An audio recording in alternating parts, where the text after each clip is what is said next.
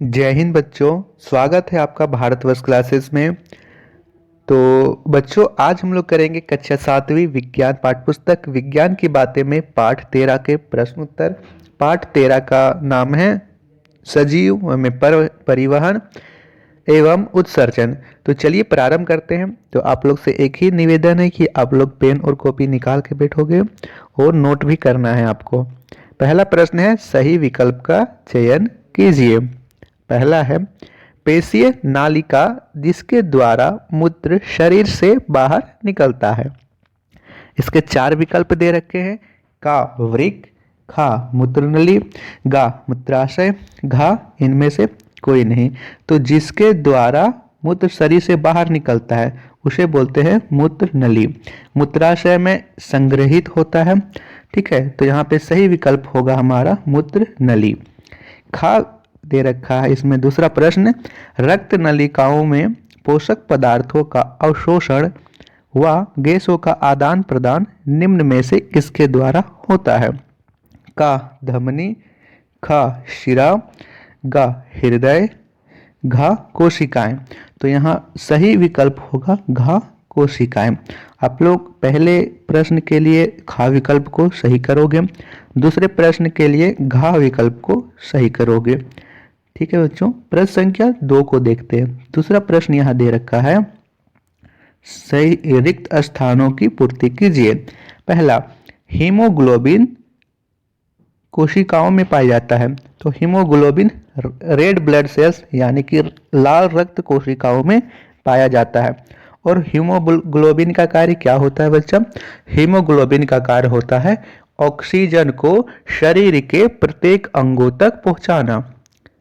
Oxygen को शरीर के प्रत्येक अंगों तक क्यों पहुंचाया जाता है? शरीर के प्रत्येक अंग में ऑक्सीजन ऊर्जा प्राप्ति के लिए पहुंचाया जाता है। ठीक है, तो ये आपको ध्यान में रखना है कि ऑक्सीजन का परिवहन हीमोग्लोबिन करता है। दूसरा प्रश्न है इसमें, पसीने में जल और रिक्त स्थान होता है। तो यहाँ पे हम लोग रिक्त स्थान पे भरेंगे लवण। लवण लवण जिसका स्वाद नमक की तरह होता है। यदि आप लोग गलती से पसीना आपके मुंह में चला जाए तो उसका स्वाद नमक के जैसा होता है।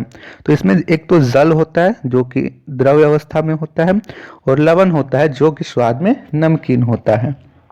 तीसरा प्रश्न इसमें है, पौधों में जल का परिवहन होता है।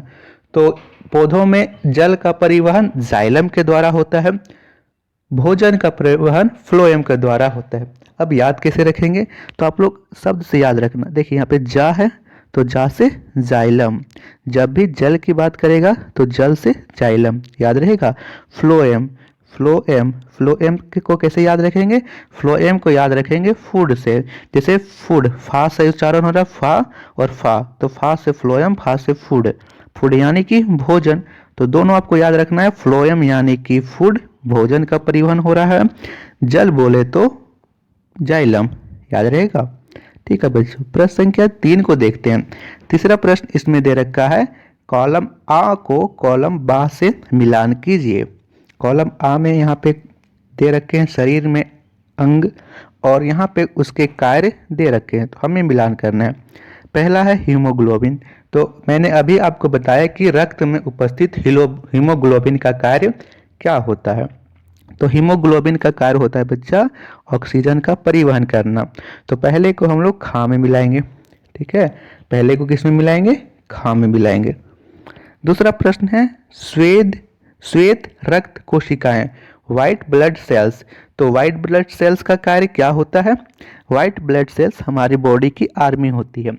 बाहरी रोगाणुओं से रक्षा करने का कार्य व्हाइट ब्लड सेल्स ही करती है। तो यहाँ पे हम लोग घा में मिलाएंगे। तीसरा है प्लेटलेट्स। प्लेटलेट्स का कार्य क्या होता है? प्लेटलेट्स का कार्य होता है रक्त का थक्का जमाना। रक्त का थक्का क्या होता है जी? जैसे आपको कहीं भी चोट लग जाए तो आप लोग देखते हो कि कुछ समय बाद वहाँ पे रक्त का गाढ़ा चिपचिपा पदार्थ जम गया है, और उससे जो रक्त निकल रहा था उसका मार्ग अवरुद्ध हो जाता है, रक्त निकलना बंद हो जाता है। तो ये हमारे शरीर में बहुत ज़रूरी होता है, क्योंकि यदि ये चीज़ नहीं होगा, यदि रक्त में प्लेटलेट्स या पट्टिकाणु नहीं होंगे तो लगातार रक्त का प्रवाह होता रहेगा, शरीर से सारा रक्त निकल जाएगा और व्यक्ति की मौत हो जाएगी। ये चीज आपको ध्यान रखना है। चौथा प्रश्न है जाइलम। तो मैंने अभी क्या बताया, जा से जाइलम, जा से जल, जल में मिलाइए जाइलम तो जल का परिवहन। फा से फ्लोएम, फा से फूड, फूड यानी भोजन, तो फ्लोएम भोजन का परिवहन। ऐसे हम लोग मिला लेंगे। एक बात और बच्चों, यदि आप लोगों को वीडियो पसंद आ रही हो तो प्लीज़ चैनल को सब्सक्राइब ज़रूर कीजिएगा। इसके बाद प्रश्न संख्या 4 देखते हैं। चौथा प्रश्न है पौधों तथा जंतुओं में पदार्थों का परिवहन क्यों आवश्यक है।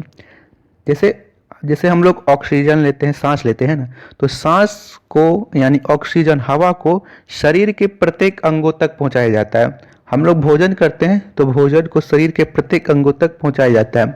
तो क्यों पहुंचाया जाता है, तो हम पहले आप लोग इसका उत्तर ध्यान से सुन लो, उसके बाद मैं इसका उत्तर यहाँ लिखवाया भी हूँ, आप लोग उससे भी लिख सकते हो। तो प्रत्येक अंग को कार्य करना होता है। जैसे उंगली का काम है मुड़ना, है ना, पैर का काम है चलना, तो ये सब को कार्य करने के लिए ऊर्जा की आवश्यकता होती है। ऊर्जा हमें भोजन से मिलता है, हवा से मिलता है, जल से मिलता है। अर्थात यदि इन सभी को हम शरीर के प्रत्येक अंगों तक पहुंचाएंगे तभी तो ऊर्जा की प्राप्ति होगी और प्रत्येक अंग कार्य करेगा। तो सिंपल सा इसका उत्तर हम लोग लिखेंगे, पदार्थों को एक स्थान से दूसरे स्थान तक ले जाना परिवहन कहलाता है। पौधे तथा जंतु के प्रत्येक अंग को कार्य करने के लिए ऊर्जा की आवश्यकता होती है। इसलिए सजीवों में भोजन, जल, रक्त तथा गैस का एक स्थान से दूसरे स्थान तक ले जाने की आवश्यकता होती है। ये चीज आपको नोट कर लेना है बच्चा, सिंपल साइज इसका आंसर है। ठीक है, प्रश्न संख्या 5वां करते हैं। तो 5वां प्रश्न दे रखा है बच्चा, रंध्र क्या है, रंध्र के 2 कार्य बताएं। तो यहाँ लिखेंगे पत्तियों की सतह पर उपस्थित छिद्र, यहाँ पे 2 शब्द ऐड कर लेना, अत्यंत सूक्ष्म, जिसे हम लोग खुली आंखों से नहीं देख सकते। अत्यंत सूक्ष्म छिद्र को रंध्र कहा जाता है। रंध्र के निम्न कार्य हैं। पहला तो प्रकाश संश्लेषण क्रिया में सहायक और दूसरा गैसों के आदान प्रदान में सहायक। ठीक है, 2 कार्य इसमें लिख लेना है। तो आपने नोट भी किया होगा। प्रश्न संख्या 6 को देखते हैं। छठा प्रश्न दे रखा है, शरीर के सभी अंगों में रक्त की आवश्यकता क्यों होती है। तो लिखेंगे शरीर के सभी अंगों को कार्य करने के लिए ऊर्जा की आवश्यकता होती है। ठीक है, उन्हें ऊर्जा की प्राप्ति भोजन, जल तथा वायु से होती है। रक्त एक शारीरिक तरल पदार्थ है जो भोजन, वायु एवं अपशिष्ट पदार्थ का परिवहन एक अंग से दूसरे अंग तक करता है। ठीक है, एक तरह से मान लो कि यह एक व्हीकल्स, जैसे हम लोग जाते हैं गाड़ी में एक जगह से दूसरे स्थान तक, तो हम लोग को वाहन में बैठ कर जाते हैं, तो रक्त एक वाहन की तरह कार्य करता है। वह भोजन को एक अंग से दूसरे अंग तक पहुंचाने का कार्य करता है ताकि सभी अंग को ऊर्जा मिल सके, सभी अंग भाली भांति कार्य कर सके। आप इसका एग्जाम्पल कैसे देख सकते हो, आप जैसे बचपन में किए होगे कि जैसे हाथ में इसका नस दबा देते हो तो देखते हो कि हाथ में झंझनाहट सी होती है। ऐसा क्यों होता है, क्योंकि हाथ में रक्त का प्रवाह अच्छे से नहीं हो पाता है और वह अंग अच्छे से कार्य नहीं कर पाता है। ठीक है, तो इसका एग्जाम्पल लिख कर सकते हो। 7वां प्रश्न करते हैं बच्चा। इसका 7वां प्रश्न है, जाइलम और फ्लोएम में अंतर बताइए। तो यदि आप लोग इसका सिंपल सा उत्तर लिखना चाहो तो जाइलम जो पौधों में जल का परिवहन करता है, फ्लोएम जो पौधों में भोजन का परिवहन करता है। ठीक है, तो इसी तरह हम लोग लिखेंगे कि जाइलम नालिकाओं का जाल बनाता है जो जड़ को तना एवं शाखाओं के द्वारा पत्तियों से जोड़ता है। ठीक है, जड़ को तना एवं शाखाओं के द्वारा पत्तियों को जोड़ने का कार्य कौन करता है बच्चा, जाइलम करता है। और इस प्रकार जाइलम का बना जाल पूरे पौधे में जल का परिवहन करता है। दूसरा इसमें है फ्लोएम। तो फ्लोएम में लिखेंगे पत्तियों द्वारा प्रकाश संश्लेषण में तैयार भोजन पौधे के सभी भागों में जिस संवाहक ऊतक के द्वारा लाए जाते हैं उन्हें फ्लोएम कहते हैं। प्रश्न संख्या 8वां प्रश्न यहाँ दे रखा है, रक्त बहते हुए घाव से कुछ देर बाद रक्त बहना बंद क्यों हो जाता है? तो लिखेंगे कट जाने पर कुछ समय बाद रक्त का बहना अपने आप बंद हो जाता है, क्योंकि उस कटे स्थान पर लाल रंग का थक्का जम जाता है। पट्टिकानु रक्त का थक्का बना देती है, जिससे रक्त का बहना या बाहर निकलना बंद हो जाता है, और यह आवश्यक भी है। ठीक है, यह जो क्रिया है वो आवश्यक भी है कि रक्त का थक्का बने और ज़्यादा रक्त बाहर ना निकले। प्रश्न संख्या 9वां प्रश्न यहाँ दे रखा है, क्या होगा यदि रक्त में पट्टिकानु ना हो? तो आपने अभी देखा कि पट्टिकानु का कार्य क्या होता है। तो पट्टिकानु का कार्य होता है बच्चा कि रक्त का थक्का जमाना। यदि कहीं कट गया है तो थक्का जमा देगा, रक्त का निष्कर्षण नहीं होगा। तो लिखेंगे रक्त में पट्टिकानु नहीं होने पर रक्त का थक्का नहीं बन पाएगा और कटे भाग से लगातार रक्त बहता रहेगा। सिंपल सा इसका आंसर है। ठीक है, 10वां प्रश्न इसमें है।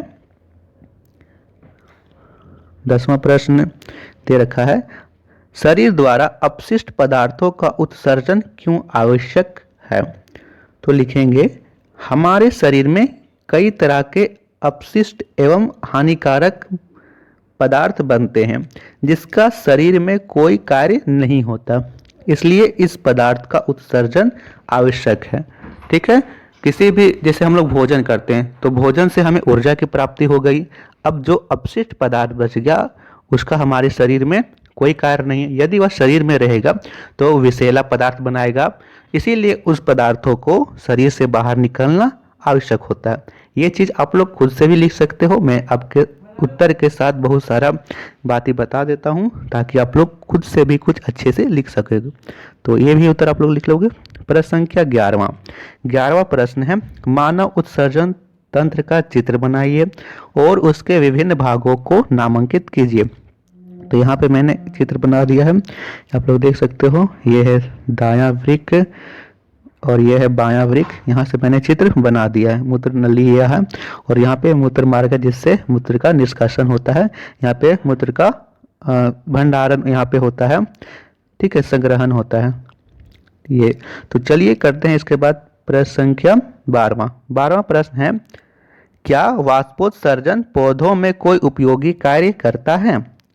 तो लिखेंगे वाष्पोत्सर्जन खनिज तथा जल को प्रकाश संश्लेषण के लिए पत्तियों तक ले जाने का कार्य करता है। इसके अलावा वाष्पोत्सर्जन पौधों को ठंडक भी पहुंचाता है। ये दो कार्य हमने लिख लिया कि पहला तो वह खनिज तथा जल को प्रकाश संश्लेषण के लिए पत्तियों तक ले जाता है, दूसरा कि यह पौधों को ठंडक पहुंचाता है। दो कार्य लिख लोगे। इसके बाद प्रश्न संख्या 13वां है, मानव हृदय का कार्य बताइए। तो इसका उत्तर आप लोगों को लिखना है, मानव हृदय दिन भर बिना रुके पंप की तरह कार्य करता है। इसके सिकुड़ने तथा फैलने से कार्बन डाइऑक्साइड युक्त रक्त पूरे शरीर से हृदय में आता है। जब यह सिकुड़ता है, हृदय से फुफ्फुस धमनी द्वारा रक्त फेफड़े में आता है और हृदय से फुफ्फुस धमनी द्वारा रक्त फेफड़े में आता है। ठीक है, और फेफड़े से शुद्ध रक्त फुफ्फुस द्वारा पुनः हृदय और महाधमनी द्वारा पूरे शरीर में चला जाता है। ठीक है, आप लोग जो हृदय बनाते हो ऐसे करके, यह हृदय ऐसा नहीं होता है। यह हृदय का वास्तविक चित्र नहीं है जो आप लोग ये हृदय बना देते हो ऐसे करके और बीच में से तीर दे देते हो। यह हृदय ऐसा नहीं होता है। ठीक है, हृदय का चित्र आप लोग बुक में दिया हुआ है, आप लोग देख सकते हो। इसके बाद तो 13 ही प्रश्न थे। आशा करता हूँ कि आप सभी को प्रश्न उत्तर समझ में आए होंगे। आप लोगों को किसी भी प्रश्न में डाउट हो, कोई शब्द में डाउट हो तो आप लोग कमेंट कर देना बच्चा। और हाँ, वीडियो को लाइक जरूर करना। टारगेट है 100 लाइक। तो देखते हैं आप लोग इस टारगेट को कितनी जल्दी अचीव करते हो। तो धन्यवाद बच्चा। नेक्स्ट वीडियो में हम सभी करेंगे अध्याय 14 के प्रश्न उत्तर। Thank you.